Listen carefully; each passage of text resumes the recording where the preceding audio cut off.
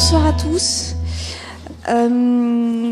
Pour cette deuxième conférence, donc, puisque la première conférence de Marc Barani, c'est la conférence inaugurale de cette session à l'école, on a le plaisir d'accueillir Xavier Genot, architecte, qui est un ancien de l'école de Strasbourg, donc qui est diplômé en 1998 ici à Strasbourg. Et pour introduire un petit peu cette conférence il va nous présenter une pratique qui est, on va dire, assez particulière, puisque c'est une pratique de notre discipline qu'il a depuis maintenant plus d'une dizaine d'années dans le cadre d'une action humanitaire et j'ai envie de dire humaniste aussi. Il a démarré à Strasbourg, donc après son diplôme, pendant quelques années, une pratique libérale, et puis des questionnements lui sont venus, et puis finalement une formation qu'il a pu faire à Grenoble pendant quelques mois lui a ouvert les yeux sur une autre manière d'aborder notre discipline. Il va nous présenter ce soir une de ses toutes dernières missions qu'il a effectuées au Vanuatu, mais entre autres, il a effectué des missions au Bangladesh, aux Philippines, en Haïti, et j'en passe sûrement quelques-unes d'autres. Donc je vais te laisser la parole. En tout cas, on est ravis de t'accueillir et j'espère que ça initiera quelques vocations dans la salle. Bonsoir tout le monde, merci d'être venu déjà. Alors, quand l'école m'a demandé de faire cette conférence, j'ai déjà fait des interventions l'année dernière dans des ateliers ou sur le métier d'architecte comme je le fais. Et je me suis dit de quoi j'ai parlé ce soir. Et en fait, ça fait 17 ans que je suis sorti de l'école, comme l'a dit Anne-Sophie, et ça fait plus de 10 ans que je travaille dans ce domaine. Et donc c'est plus de la moitié de ma carrière, on va dire, qui s'est passée dans le domaine de la réponse au désastre dit naturel, parce qu'un désastre n'est pas naturel. En fait, il y a un désastre, il y a un risque, mais c'est la façon dont les hommes et les sociétés humaines se préparent qui fait qu'il y a un vrai désastre qui se produit ou pas. Ça fait 10 ans que je fais ça et j'estime que c'est un privilège, un vrai privilège de travailler dans ce domaine-là pour ce qu'on y vit et ce qu'on peut y faire pour le sentiment de satisfaction. Et je travaille toujours avec la Croix-Rouge française et la fédération le secrétariat de la fédération, Croix-Rouge, Croissant-Rouge. Je vais vous expliquer tout ça. Le Vanuatu, pourquoi ? Parce que c'est ma dernière mission. Je suis revenu en août et je travaille encore dessus pour la Croix-Rouge. Pour capitaliser l'expérience, mais c'est aussi parce que c'est un cas très très très unique pour plein de raisons. C'est une des seules fois, c'est l'occasion depuis 10 ans où on peut se porter sur l'architecture vernaculaire, on peut se porter sur la tradition, parce qu'on n'est pas pris dans une urgence d'échelle de type comme le Népal ou Haïti, où là on n'a juste pas le choix. Donc je pense que c'est un bon sujet pour vous présenter ce que ça peut être. Alors, déjà, il faut falloir m'excuser parce que je vais souvent faire des anglicismes. Parfois, des diapos seront en anglais. C'est parce que c'est ma langue de travail, donc pardonnez-moi d'avance. Toutes les photos sont principalement les miennes. Donc vous verrez aussi mon œil de photographe, je dirais. Et les autres documents viennent de la Croix-Rouge, des Nations Unies ou d'Internet, des vieux documents. Enfin voilà, j'ai essayé de vous faire une espèce d'histoire de ce que c'était que cette réponse. Alors déjà, la résilience. On parle de résilience, c'est un mot très très très très commun, très très à la mode. Mais qu'est-ce que ça veut vraiment dire, la résilience ? Est-ce que c'est juste un mot tarte à la crème comme il revient tous les 5 ans, ou qu'est-ce que ça veut dire, la résilience ? Et j'ai trouvé ces deux définitions qui viennent, celle-là du PNUD.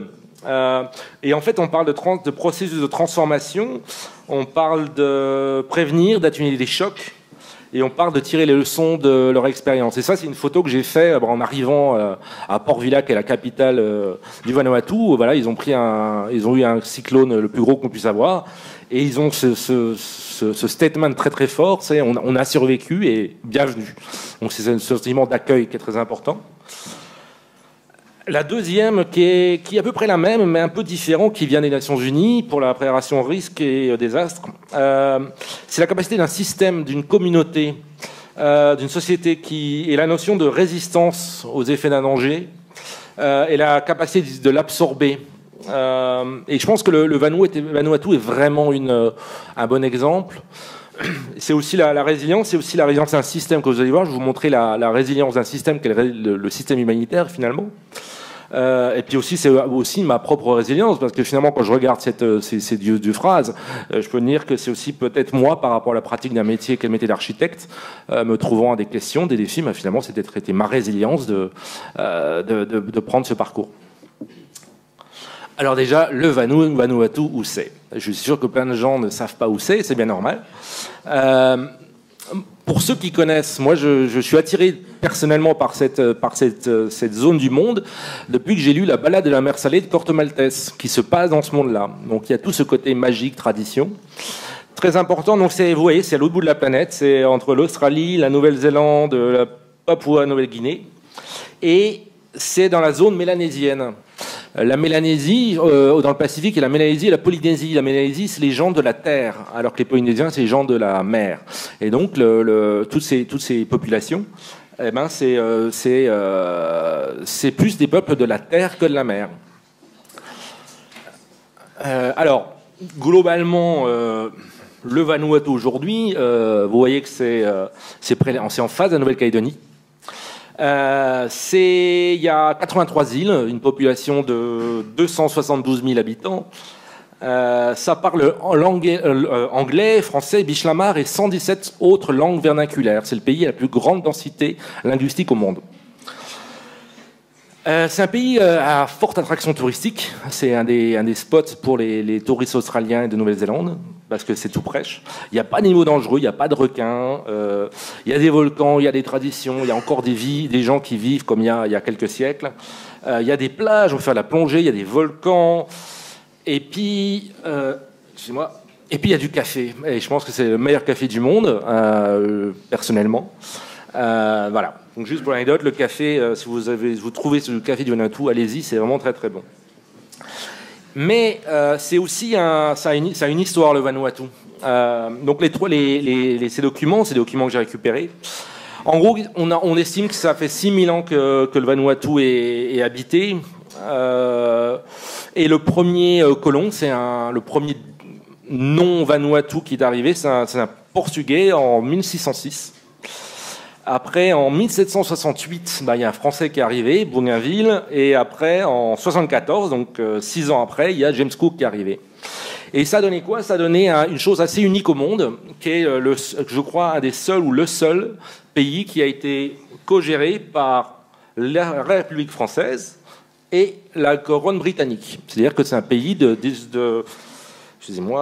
1906 à 1980 qui était co-géré. Il y avait une police française, une police anglaise, une école, et tout était doublé. Et en 1980, ils ont pris leur indépendance.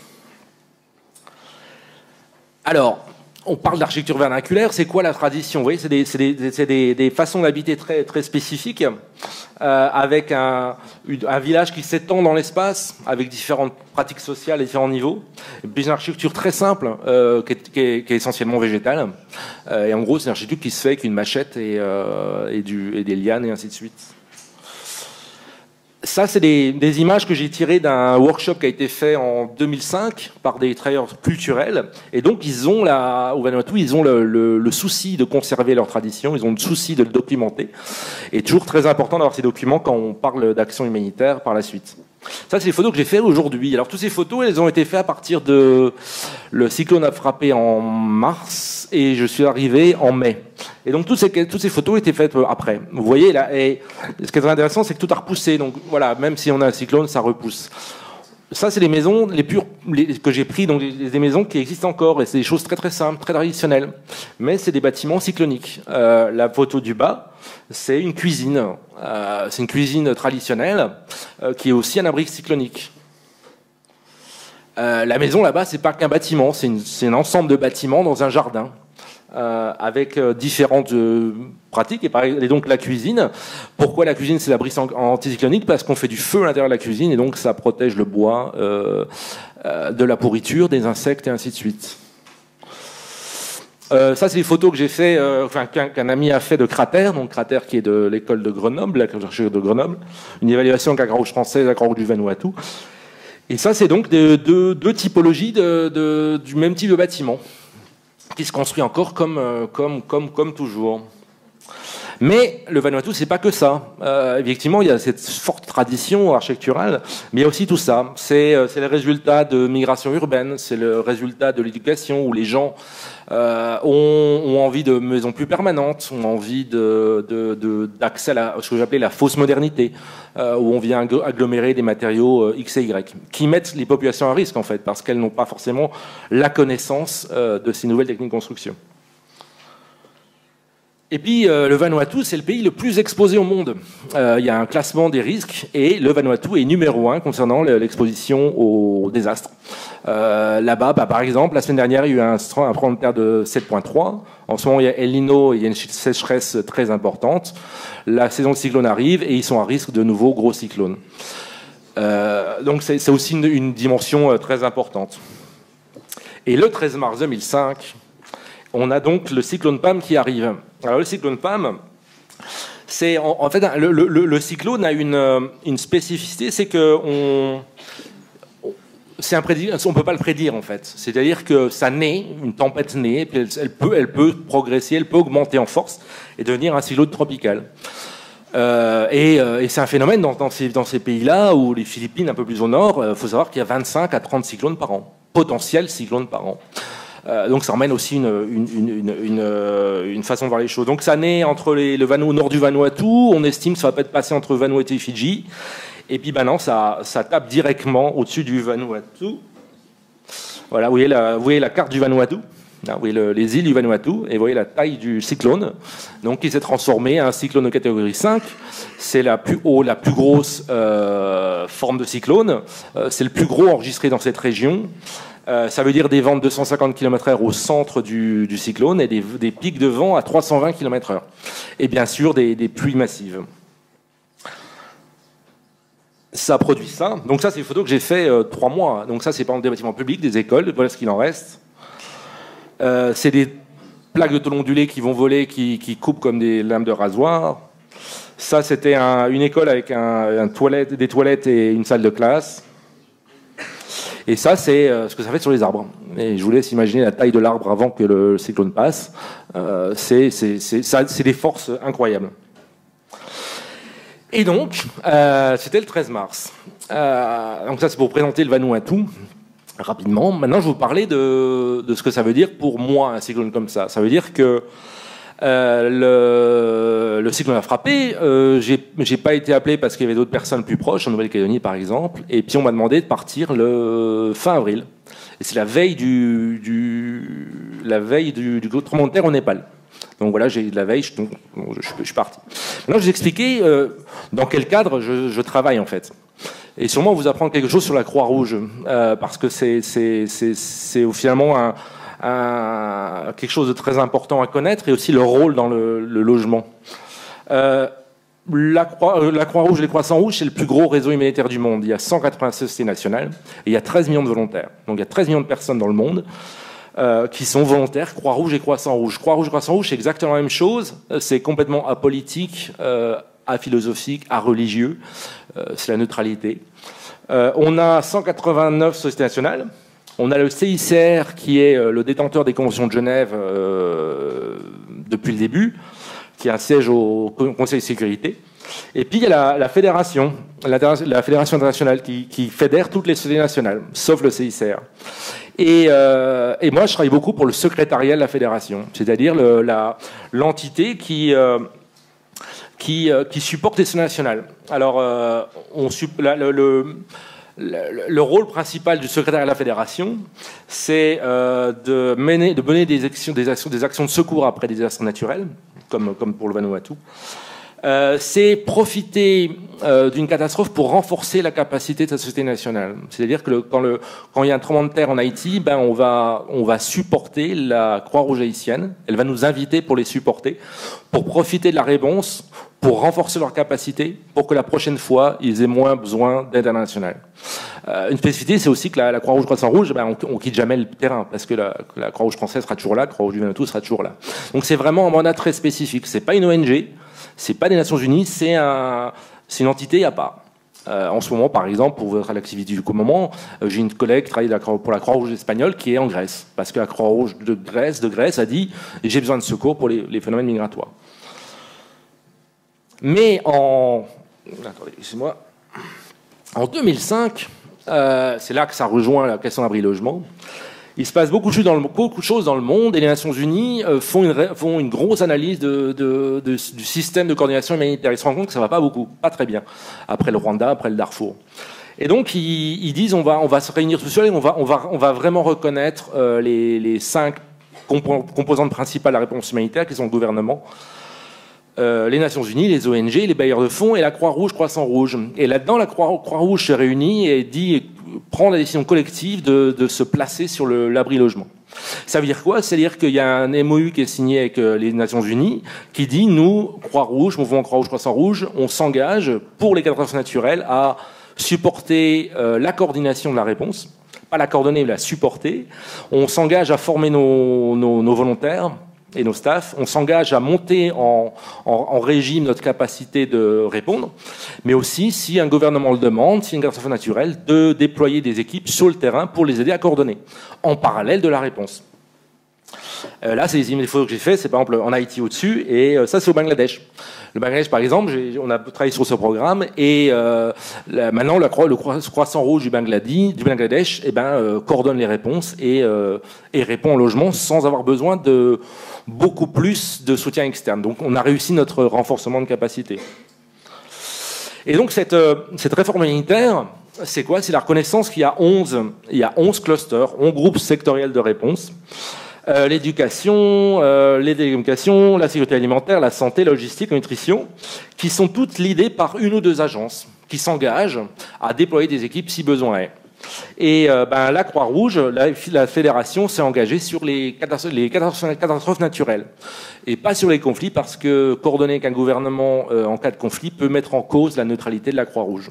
Et donc ça a été l'engagement. Et donc pour l'abri-logement, c'est les Nations Unies, le HCR, donc le Haut Comité aux réfugiés, qui s'occupe des conflits pour la coordination.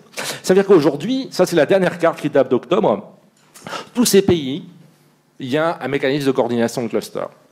Que ce soit pour des conflits, donc il y a 14 conflits, 7 désastres naturels et 4 désastres liés. Et la fédération, la Croix-Rouge en ce moment, est au Mozambique, au Malawi, au Népal, au Bangladesh, dans le Pacifique et donc au Vanuatu. Mais en fait, voilà, parce que la réponse humanitaire, elle est sectorielle, bien sûr, parce qu'elle a été vue dans ce domaine, parce qu'il faut des choses très précises, très rapides, très techniques. Mais en fait, le logement, ça concerne tout ça. Ça concerne à la fois des questions de dignité humaine, de sûreté, de protection climatique, mais aussi tous ces éléments-là. Donc voilà, on répond qu'à une partie de la chose. Et puis la grande chose à retenir, qui va souvent à l'encontre des idées reçues, c'est qu'on essaie d'éviter l'approche produit. On essaie de faire du process. C'est-à-dire la réponse humanitaire, elle soutient des populations qui reconstruisent elles-mêmes, qui cèdent elles-mêmes. Elles ont un processus de logement qui leur est propre, qui est culturel. Et donc, on va essayer par des différents moyens, différents soutiens, du support, de l'argent, des matériaux, des outils, de répondre à leurs propres besoins et non d'arriver avec un produit imposé. Et par exemple, l'attente n'est a priori pas la réponse de base, surtout pas la réponse de base, parce que l'attente va sédimenter la famille dans son processus de relèvement. Et ça, c'est un gros problème. On va plutôt préférer des bâches plastiques, ça coûte moins cher, et c'est beaucoup plus versatile pour répondre aux besoins des populations. Donc voilà, on a un désastre. Qu'est-ce que c'est le problème? C'est ça. On a un désastre et on a tous les interlocuteurs qui disent mais qu'est-ce que je peux faire? Où c'est que je peux avoir l'information? Qui fait quoi ici? Et qui c'est qui est en charge? Et qu'est-ce que fait le gouvernement? Et toutes ces questions. Et la coordination, c'est répondre à tout ça. Et donc, le groupe sectoriel abri, donc le Shelter Cluster, c'est un forum, en gros, où tous les partenaires s'assiedent ensemble et définissent ensemble quelle va être la réponse. Et donc, ça peut être plein de gens. Je vais vous expliquer après le type de personnes. Et c'est aussi, pour moi, personnellement, c'est le summum du multilatéralisme. C'est-à-dire qu'on ouvre un forum, personne n'est obligé de venir, et pourtant tout le monde vient parler d'un sujet commun sans défendre ses propres intérêts. Que ce soit les Nations Unies, que ce soit des gens locaux, que ce soit les internationaux. Et c'est, pour moi, une espèce d'utopie, finalement. Et ben, ça fonctionne. Et ça veut dire quoi? Pour faire fonctionner ça, on envoie des équipes, qu'on appelle des équipes de coordination Shelter. Et en gros, c'est une espèce de logiciel on vient superposer une réponse pour supporter le gouvernement. Et ce logiciel va évoluer en fonction des besoins. Là-bas, c'est un trio. Donc, il y a le coordinateur du cluster, c'est généralement le rôle que je fais, qui est le secrétaire du cluster. Il y a la personne qui gère l'information. Et il y a la personne qui va gérer tous les côtés techniques. Mais par exemple, en dessous, c'est une photo de l'équipe aux Philippines, où on était 20. Parce qu'il y avait des spécialistes en bambou, il y avait des spécialistes en mapping, il y avait donc c'est un logiciel qui grossit, qui diminue selon les besoins et aussi les ressources que l'on a, bien sûr. Et puis, on a bien sûr du support à distance. Donc, revenons à nos moutons, revenons au Vanuatu. Ça, c'est une photo de la NASA, au passage. Et tout le monde arrive, et qu'est-ce qui se passe? Le gouvernement, avec l'ensemble de la communauté humanitaire, s'assied ensemble et définit, c'est ça nos priorités, c'est ça qu'on veut faire. Alors, c'était quoi? Le gouvernement nous dit, vous répondez de mai à juillet, mais en fait, c'est à partir de mars jusqu'en juillet.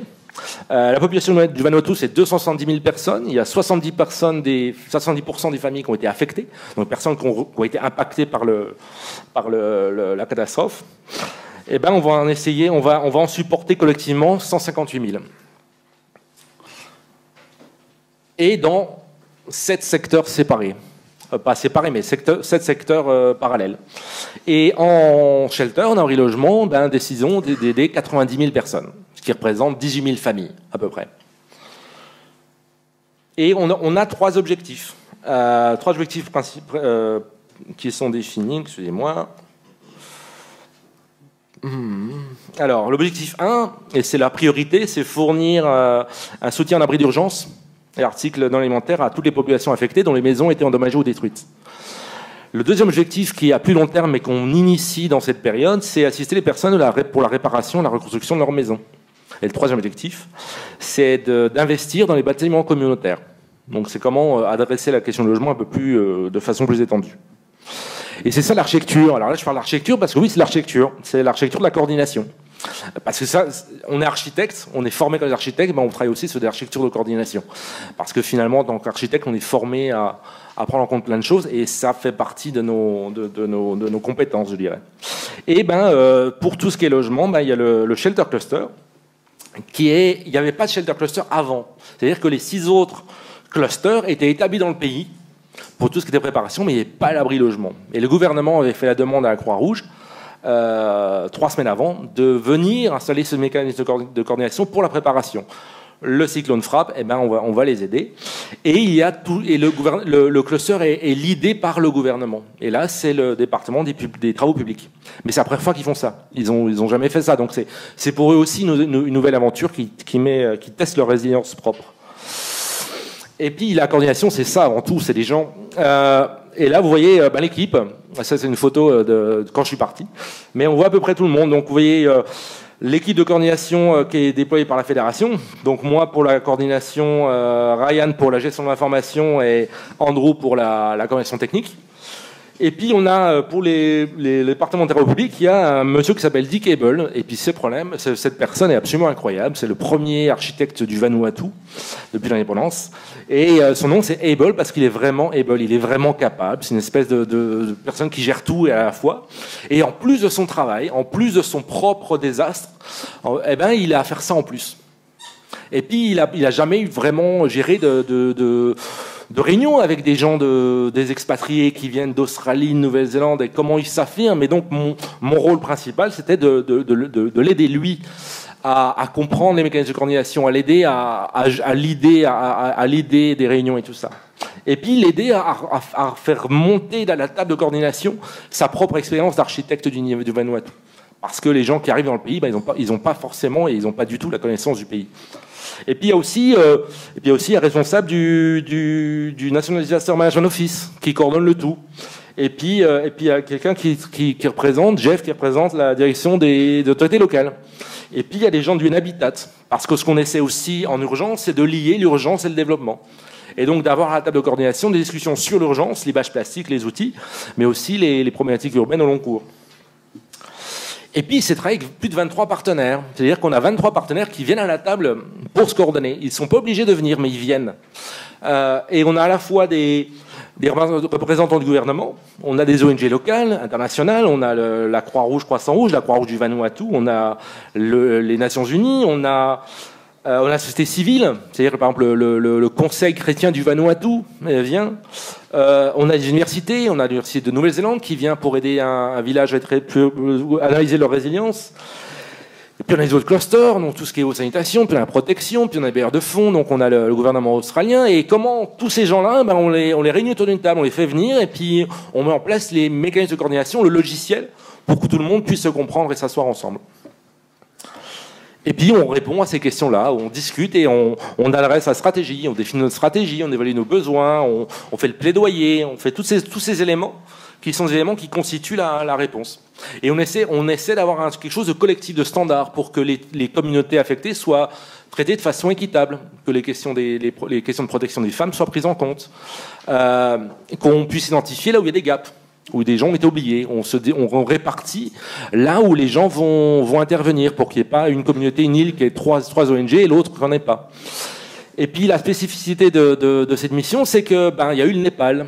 C'est-à-dire que dans les 7 premières semaines, il y avait beaucoup d'experts internationaux qui sont venus et ils sont tous partis au Népal quand je suis arrivé. Et donc, finalement, c'était aussi continuer à parler de logement et adresser la question de logement avec tous ses partenaires, avec les responsables des handicapés. Donc, des gens qui savent pas ce que c'est que le shelter, ils savent pas ce que c'est que les processus de logement. Et donc, c'est mettre tous ces gens-là ensemble pour les faire progresser collectivement. Au niveau timeline, donc on a le 24 février, le gouvernement appelle la fédération pour mettre en place ce système de coordination. Le désastre arrive le 14 mars. Le 22 mars, on fait les premières distributions d'abris d'urgence. Et le 4 mai, on a rempli les objectifs primaires d'aider 18 000 familles avec des bâches et des bâches plastiques. Puis ça continue. Puis on fait des études d'impact, c'est-à-dire qu'on déploie des outils qu'on perfectionne depuis 5 ans. Et on fait une analyse statistique de l'impact du désastre. Et puis on s'aperçoit que 20 000 maisons étaient endommagées. 20 000 maisons, ça fait donc en gros 100 000 personnes. Et on s'aperçoit que 65% ont été déplacés. Aussi, c'est important de le savoir. Et puis dans certaines îles, on s'aperçoit qu'à 90% des maisons qui sont endommagées.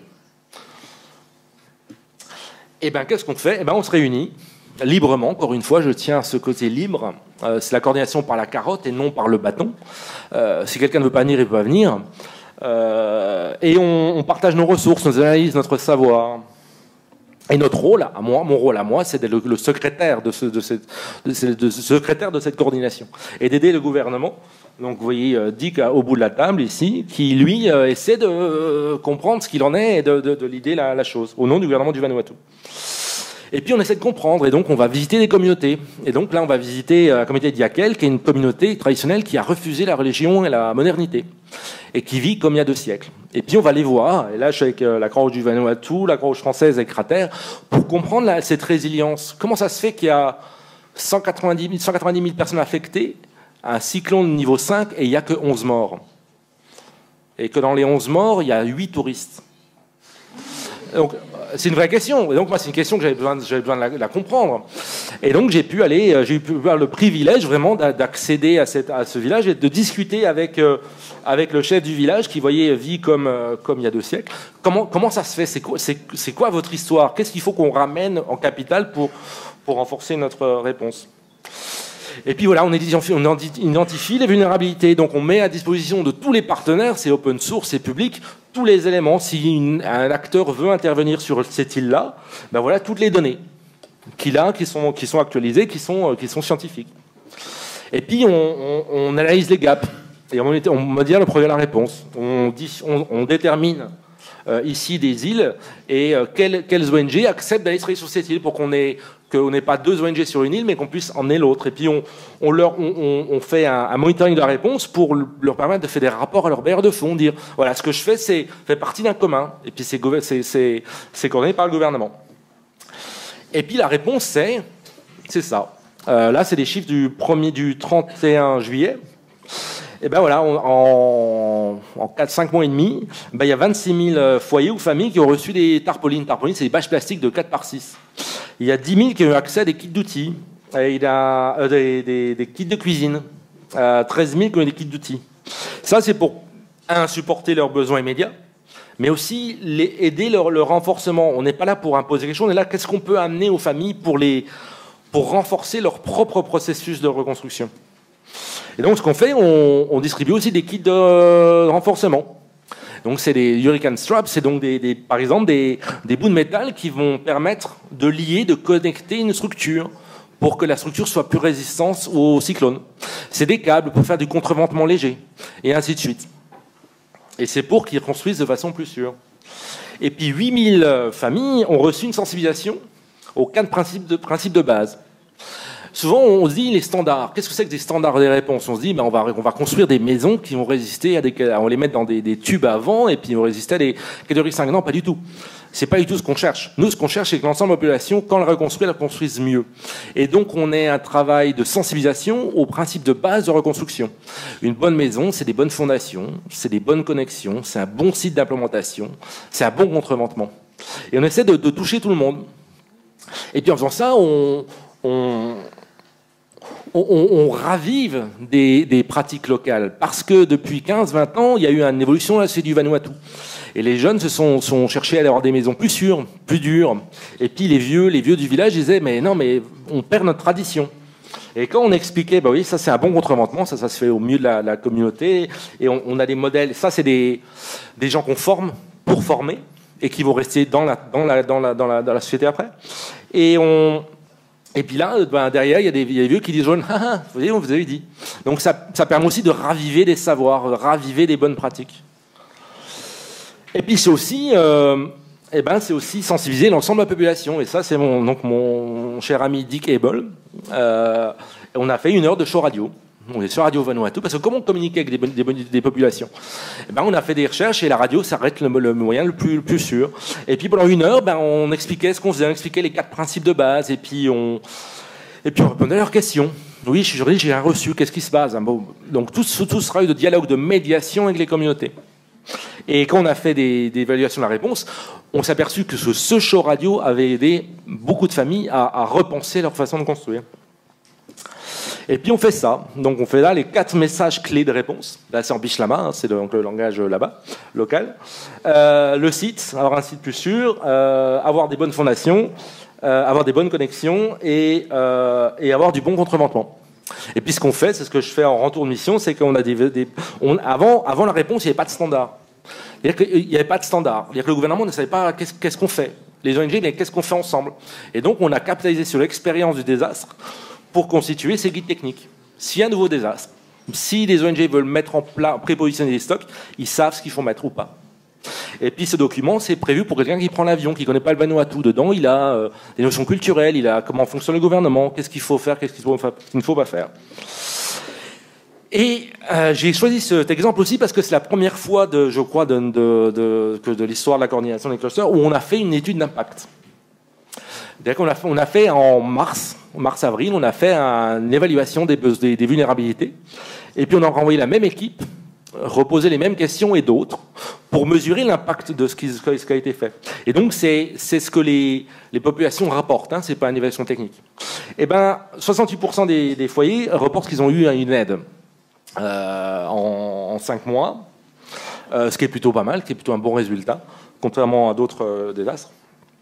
Et on parle de résilience, ça veut dire quoi? C'est le deuxième chiffre. 85% des foyers ont recommencé leur reconstruction. Les 85% des familles ont fait le boulot. Et notre boulot, c'est pas de faire le boulot. Notre boulot, c'est de supporter ces familles dans leur boulot. Donc c'est comment on maximise nos ressources et les savoirs. Et puis très intéressant, 60% des foyers reportent avoir changé leur technique de construction. C'est énorme. Ça vient d'où? Ça vient de, ma maison est partie, il faut que je change, il faut que je la construise plus facilement. Mais des familles ont reporté aussi que justement le show radio les a aidés, les messages que le gouvernement a acceptés avec tout le monde, ça a eu un impact. Mais il reste que 80% des familles ont encore besoin d'aide. C'est que c'est pas fini l'histoire. L'histoire, elle va continuer. L'histoire, c'est quoi? C'est que les toutes les communautés sont affaiblies. Il y a El Niño qui est là, donc il y a une sécheresse énorme. Du coup, les plantes repoussent moins bien. Donc du coup, il y a encore des besoins. Mais 66% des foyers ont pris des mesures pour s'assurer que leur abri logement soit plus sûr. Notre boulot, c'est de répondre, de préparer la reconstruction, mais aussi d'entamer le processus de préparation tout de suite. Expliquer qu'il faut sangler sa maison si le vent arrive, qu'il faut mettre les choses en sécurité. Je vais finir cette partie sur un exemple de résilience, un exemple personnel qui me touche personnellement et qui arrive à ça. Donc ça arrive à ça. Alors, c'est dans la famille, dans cette tradition, dans cette communauté traditionnelle, je passe devant cette maison et ils font « Ah, t'as vu, ils ont même cassé la structure dedans. » Donc je rentre dans l'abri et je vois ça. Et je dis, mais c'est bizarre, c'est quoi l'histoire? La chose, l'abri fait 15-20 mètres carrés. Ils m'ont dit, on était 49. On était 49. Et puis c'était ça. Les femmes, les enfants, les vieillards, on était assis par terre. Et les hommes, pendant 8 heures, se sont relayés pour retenir la structure. Et en tant qu'architecte, j'ai jamais vécu ça, j'ai jamais entendu ça. Et c'est un truc assez fort. Et cet abri très simple, qui ne passe aucun standard d'ingénierie, il a résisté à catégorie 5. Mais alors, une fois que j'ai cette information qui me passionne, moi, en tant qu'architecte, en tant je me dis, en tant qu'ordinateur, qu'est-ce que je fais? Comment je ramène cette réalité en capitale où le gouvernement, la Banque mondiale, les ONG parlent? Il faut qu'on mette des standards de résistance, il faut qu'on ait un code de la construction, il faut qu'on le renforce. Comment on dit, il y a cette réalité-là? Eh ben, en fait, j'ai proposé un concours de dessin pour faire des t-shirts aux partenaires du cluster. Je fais, ouais, ce serait bien qu'on fasse un t-shirt pour montrer l'expérience et tout ça. Forcément, personne n'a répondu, tout le monde est très occupé. Et donc, je suis arrivé avec ce dessin, puis j'ai renforcé tout ça. Et puis, il me disait, mais c'est quoi cette histoire? Et donc, chaque fois, je racontais l'histoire. Et donc, ça commençait à rentrer dans les choses. Et puis, et je pense que le prochain dessin montre vraiment ce qu'est la résilience aussi. C'est que ça, c'est la résilience des communautés. Mais la résilience, c'est aussi la résilience d'un système de réponse, d'un gouvernement, d'une solidarité de répondeurs. Et ben, à la fin, c'est ça. C'est montrer la résilience des communautés, mais aussi la résilience d'un système. Et donc, autour de l'abri, il y a le nom de toutes les agences, institutions qui ont participé à la coordination du Shelter Cluster. Et puis c'est la phrase d'Ambishlama qui dit pour avoir une bonne maison, voir une fondation forte. Et c'est aussi vrai pour ça. C'est la première fois qu'il y avait ce mécanisme de coordination. Voilà. Donc ça, c'est un exemple d'utiliser le dessin pour du plaidoyer. Et puis ça donne quoi? Ça donne ça. Ça donne un t-shirt. Donc on a imprimé des t-shirts. Et devant, il y a donc le dessin. Et derrière, il y a les 4 messages clés. Ce qui fait que quand les gens vont le porter, ils vont porter le message sur eux aussi. Et ça, c'est donc mon ami Dick et mon ami Jeff du gouvernement. Et quand ils les ont eus, ils étaient super fiers de les porter.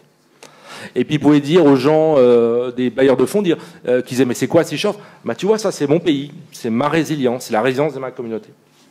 Et donc la photo du début qui est la photo de mon départ. Et c'est la première fois que je finis une mission où on finit la soirée, un peu arrosée bien sûr, avec l'ensemble de l'équipe.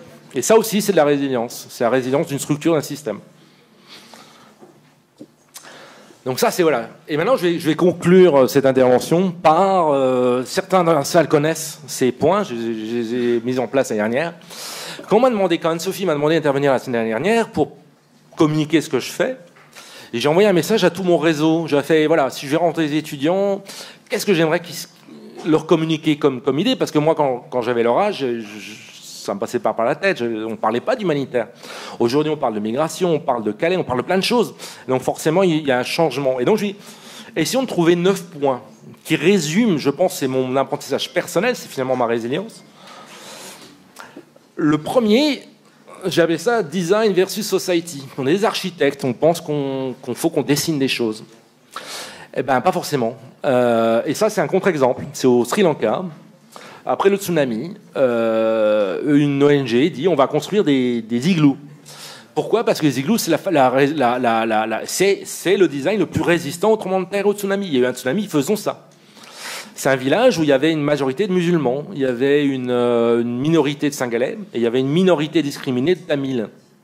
Et ben la communauté principale, ils disaient non, mais je veux pas ça. Mais qu'est-ce que je fasse avec ça? Mon héritage, c'est un buffet de famille.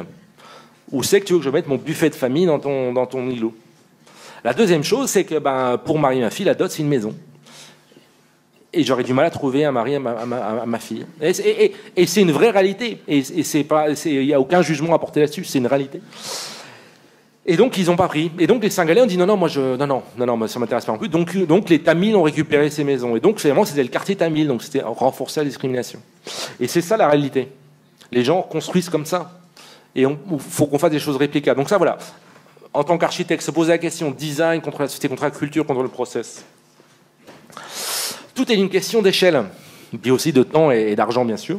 Ça, c'est une photo que j'ai faite en Haïti. J'étais déployé, c'était 15 jours après le désastre. Qu'est-ce qu'on fait? Toutes ces familles, elles habitaient dans les maisons derrière. Le tremblement de terre est tombé, ils ont pris le terrain de foot, ils ont pris leur linge. Qu'est-ce qu'on fait pour eux maintenant et après? Quel qu'on leur donne? Encore une fois, tout est une question de process et non de produit. Ça, c'est différentes photos de toutes mes missions. Chaque fois, c'est différent. La photo à gauche, c'est une photo que j'ai faite à Tacloban, aux Philippines, 5 semaines après le typhon. C'était Noël. Ils n'avaient pas encore évacué les débris. Les mecs ont reconstruit parce qu'ils veulent reconstruire. Et ça, c'est un process. Et donc, arriver avec une solution technique designée, c'est pas forcément la meilleure chose. Qu'est-ce qu'il va faire d'une tente? Et donc, on va distribuer des outils, on va distribuer des bâches plastiques parce qu'il va pouvoir recouvrir les choses. Si sa maison est endommagée, on pourrait donner une bâche plastique aussi. En Haïti, on a de l'argent parce que les personnes ont pu louer des maisons. Donc, on participe au processus et non fournir un produit. Ça, c'est un tableau. Je suis là. Vous voyez, le monsieur avec l'appareil photo, au milieu, c'est moi. C'est un tableau qui a été fait par un déplacé d'un projet de la Croix-Rouge. Et c'est quoi? C'est pas la meilleure des projets. Alors, est-ce que vous avez vu le film Argo avec Ben Affleck? Donc, regardez ce film, ça vient de là. L'histoire de Argo, c'est quoi? C'est la prise d'otage de l'ambassade des États-Unis. Il y a 5 gens de l'ambassade qui se planquent chez les Canadiens. La CIA doit les exfiltrer discrètement. Ils se posent l'idée, qu'est-ce qu'on fait? Ils arrivent à la solution, ils vont voir le secrétariat de la Défense, ils disent, on va faire un faux tournage de science-fiction, et puis on va dire que c'est une équipe de tournage, et ainsi de suite. Et le secrétaire de la Défense lui fait, mais c'est quoi votre solution? C'est la moins mauvaise des solutions. Et l'humanitaire, c'est de prendre les moins mauvaises décisions. On ne peut pas attendre d'avoir toutes les décisions. Les informations, c'est juste impossible. Donc ce qu'on va faire, notre boulot, notre privilège, justement, c'est de prendre des décisions. Qu'elles soient bonnes ou mauvaises, on essaie de construire notre flexibilité, mais c'est ça. On n'aura jamais la meilleure solution. Le quatrième, c'est qu'il faut garder le curseur au bon niveau entre l'idéalisme et le pragmatisme. Parce que répondre à une problématique humanitaire, c'est l'émotion, bien sûr. C'est aider des gens qui sont dans la souffrance, mais c'est aussi des financements, c'est aussi des projets, c'est aussi des timelines, c'est aussi des choses comme ça. Et donc, il faut arriver à trouver la juste mesure entre l'idéalisme et le pragmatisme. Voilà, tout est à propos du local. Tout est à propos de ce qui se passe sur le terrain. Parce que les pratiques de construction, les capacités locales, c'est pas les humanitaires qui arrivent en avion, en hélicoptère. On est juste là pour donner un soutien, quelle que soit la taille. Faut se souvenir aussi que, quelle que soit la réponse humanitaire, le mécanisme humanitaire ne répond qu'à une partie de la réponse, à un pourcentage de la réponse. Ce qu'il faut faire, c'est analyser ce qui se fait sur place et les aider à amplifier leurs choses. C'est pas nous imposer nos solutions. Je prends un exemple. Imaginons que Strasbourg tombe d'un tremblement de terre. A priori, c'est pas très probable. Mais imaginez que vous ayez des avions avec des Bangladeshis, des Sri Lankais, des Américains, des Anglais, des Italiens qui arrivent et font « Bon, je connais, on va faire ça ». Ils seraient déjà dans l'avion de retour. Donc, c'est aussi la même chose. C'est vraiment toujours important de garder ça en tête. C'est arriver avec les bonnes questions, pas les bonnes réponses. C'est un peu la même idée. Ça, c'est quoi? C'est une photo à Port-au-Prince. C'est au nord de Port-au-Prince. Le président du pays a préempté ce terrain, a dit que ce terrain est libre et pour les victimes du tremblement de terre. Bah, les gens sont arrivés, ils ont envahi, ils ont construit une ville. Et ils ont construit une ville qui maintenant a 150 000 habitants, 200 000 habitants. Et cette ville a été construite sans architecte, sans urbanisme, sans gouvernement, sans ONG, parce que c'était pas possible d'intervenir. Non, l'endroit c'est pas possible, c'est trop risqué, et puis question de terrain et tout ça. Bah, finalement, on s'est pas posé une bonne question. Comment on peut aider ces gens-là à construire? Et il y a un très beau projet qui si vous intéresse. Il y a des amis qui travaillent avec des journalistes haïtiens qui vont voir ces familles et qui les familles racontent leur histoire. C'est quoi les histoires de ces familles qui ont dessiné une nouvelle ville sans expertise, avec des rues primaires, secondaires, tertiaires et tout ça. Et donc voilà, les bonnes questions, pas les bonnes réponses. Et puis faire ce qu'on fait, c'est tout à la fois, on fait quelque chose en planifiant la suite, mais on ne sait pas ce qui va se passer, et donc ça demande beaucoup de flexibilité, d'adaptabilité. Oui. En tant qu'architecte, le design, c'est rien. C'est qu'une toute partie de la chose. Une fois qu'on sait ce qu'on va construire, comment on le fait? C'est quoi quelle logistique, quelle finance, quelle deadline donnée par le bailleur de fonds? Ça, c'est une photo que j'ai prise aux Philippines. La personne au milieu, c'est un mec qui s'appelle Ziki, qui est un des meilleurs experts mondiaux des questions de sécurité de terrain. Le principal frein à la réponse humanitaire, c'est les questions de terrain, droit foncier et droit de propriété. Parce que pour aider une famille à construire, il faut savoir elle a le droit, comment elle fait, c'est quoi le truc. Et là, on se retrouve avec le gouvernement, le président du pays, qui dit on va plus rien construire à 40 mètres de la plage, de la mer. Donc juste après le panneau. Qu'est-ce qu'on fait? Comment on va faire? Le gouvernement dit on va déplacer 250 000 familles. Et ça, c'est vraiment l'air de la guerre. Ça, c'est une photo, et ça, c'est ma propre leçon. C'est souvent faux quand on a raison tout seul. Et ça, c'est une photo de moi, j'ai coupé la tête. Vous voyez, j'ai dans la boue, et voilà. Et ça, c'est vachement important, parce que souvent, nous, on est entraîné à défendre une idée, un concept. C'est ça qu'on est entraîné. On est très bon à ça. Mais quand on est seul à avoir une idée et que tout le monde dit non, c'est pas bon, faut souvent réviser son diagnostic. Voilà. Donc voilà. Des questions?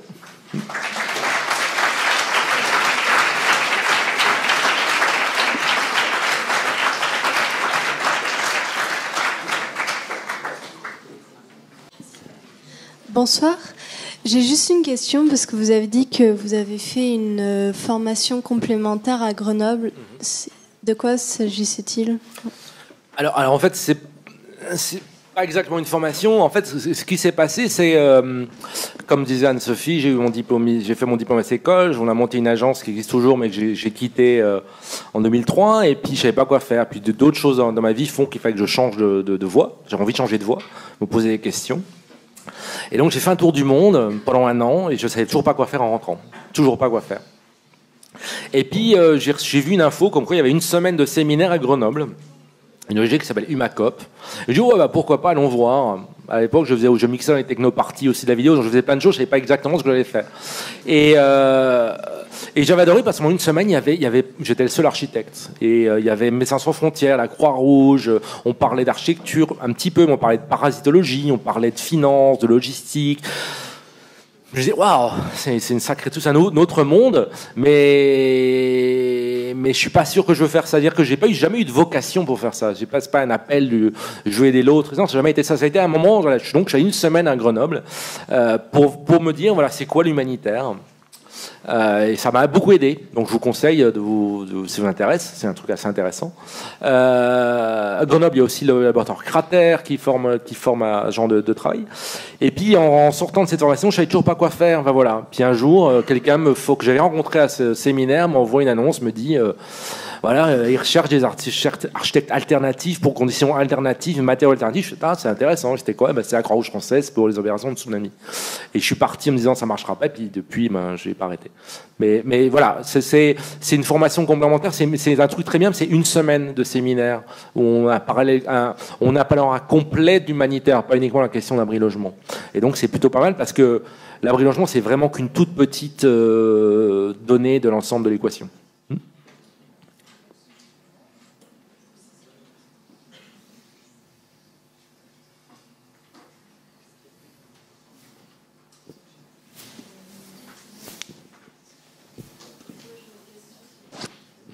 Ma question, est-ce que vous avez été en contact avec d'autres organisations qui sont liées à l'architecture et à l'urgence?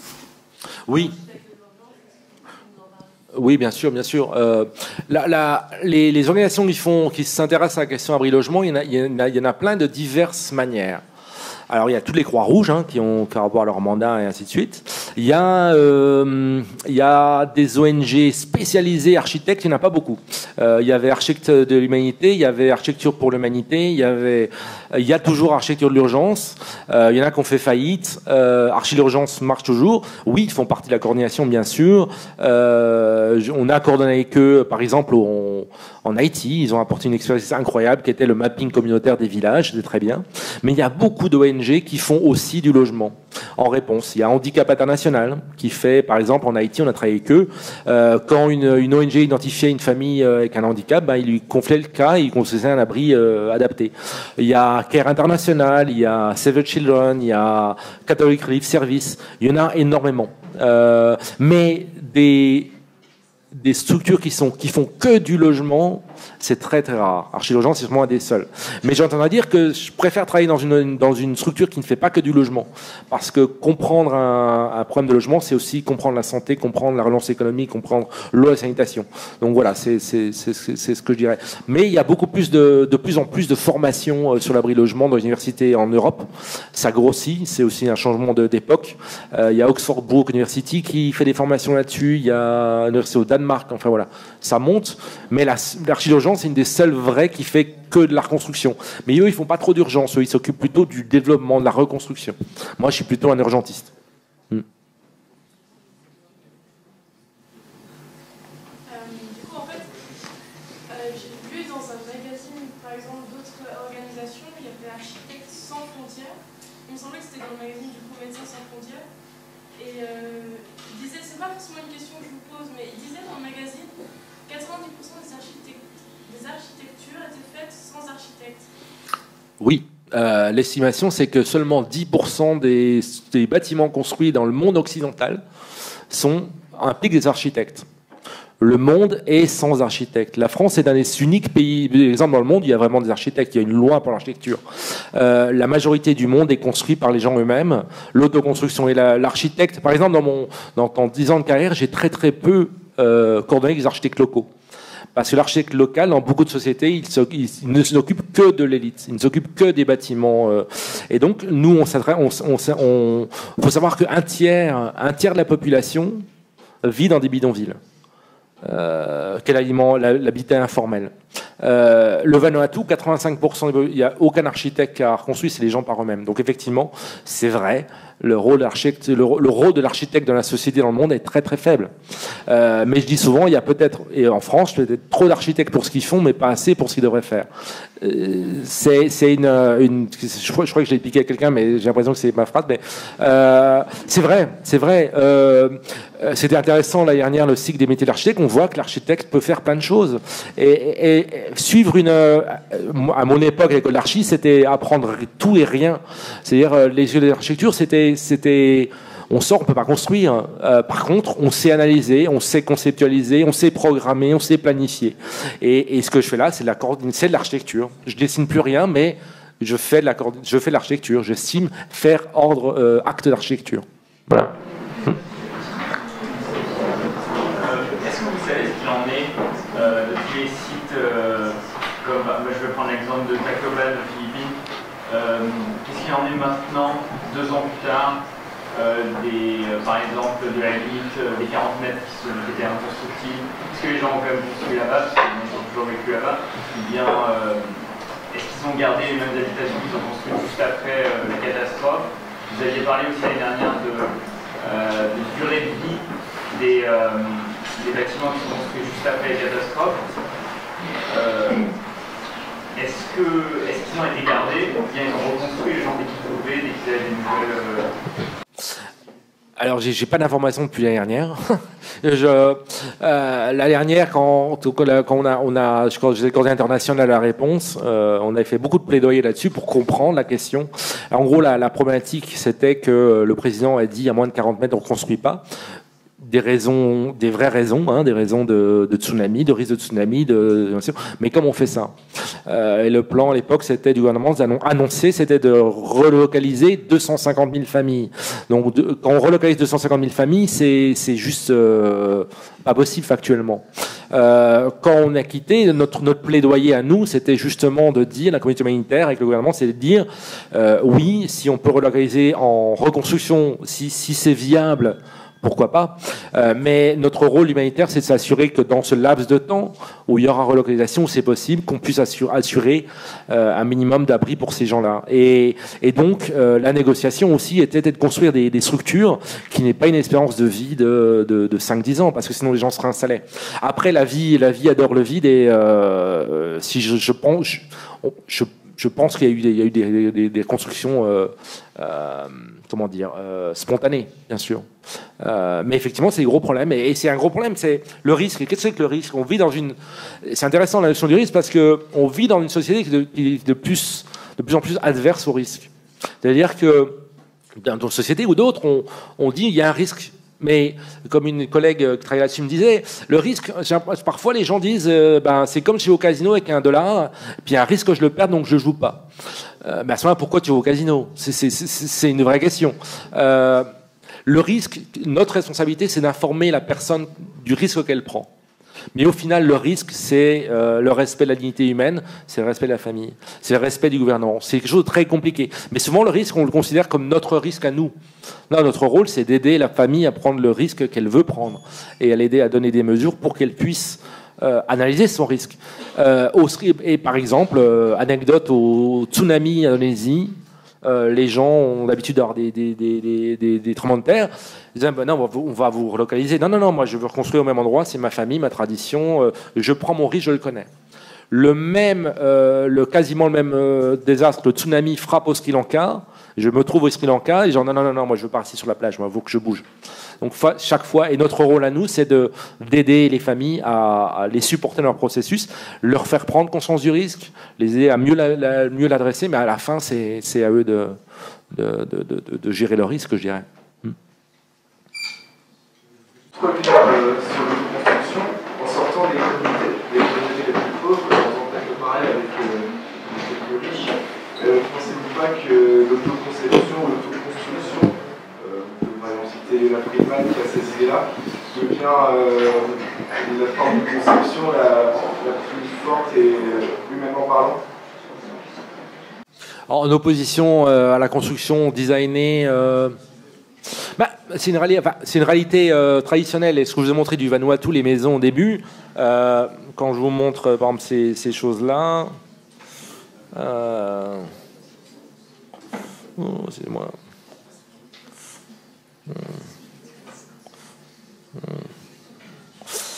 Ça, il n'y a pas d'architecte. Hein. Ils construisent comme ça depuis des siècles. Et ils construisent comme ça pour plein de raisons. Une des raisons est la gestion du risque. Et la réponse, une des parties de la réponse qui est que 8 morts, c'est ça. Et pourtant, nous, on pourrait regarder, mais c'est quoi ces maisons en bambou? Ça tiendra jamais. Non, c'est comme ça qu'ils vivent et c'est comme ça qu'ils résistent à la chose.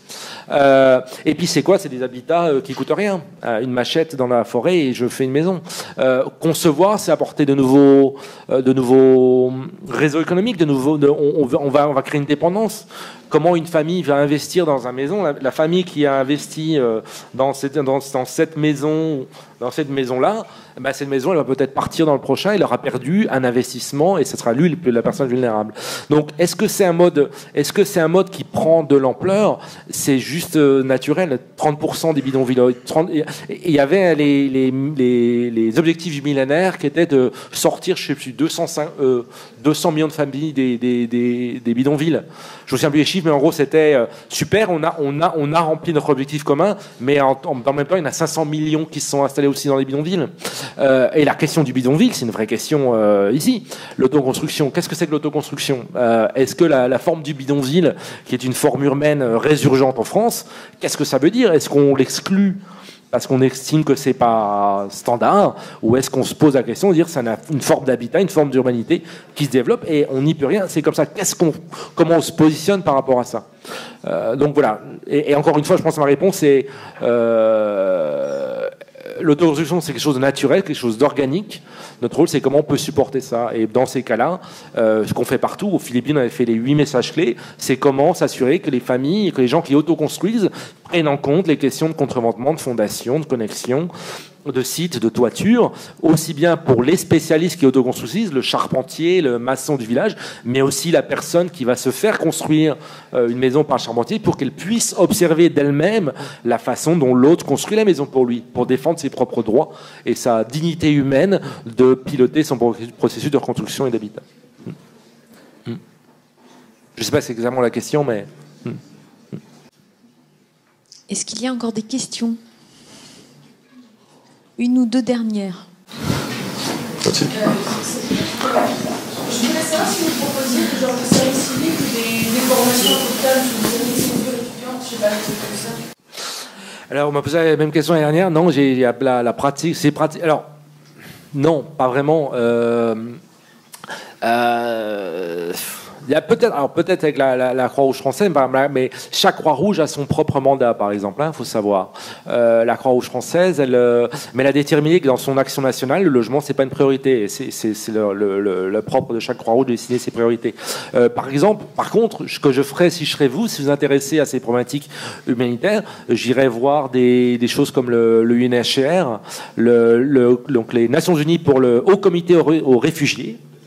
Le Haut Commissariat aux réfugiés, donc, qui est l'organisation des Nations Unies qui est parent de la Croix-Rouge pour les questions de logement et qui gère la question d'immigration.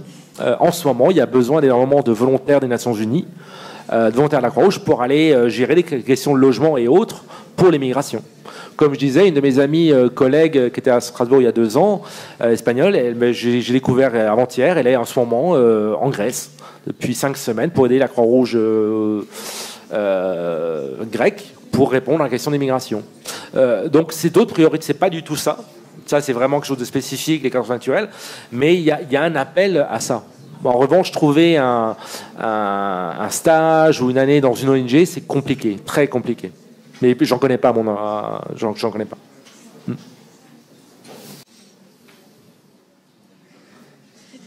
Bon, mais s'il n'y a plus de questions, je vous propose de clore cette conférence et je remercie encore Xavier de sa venue et du partage de son expérience, de la pratique en tout cas tout à fait particulière. Merci beaucoup.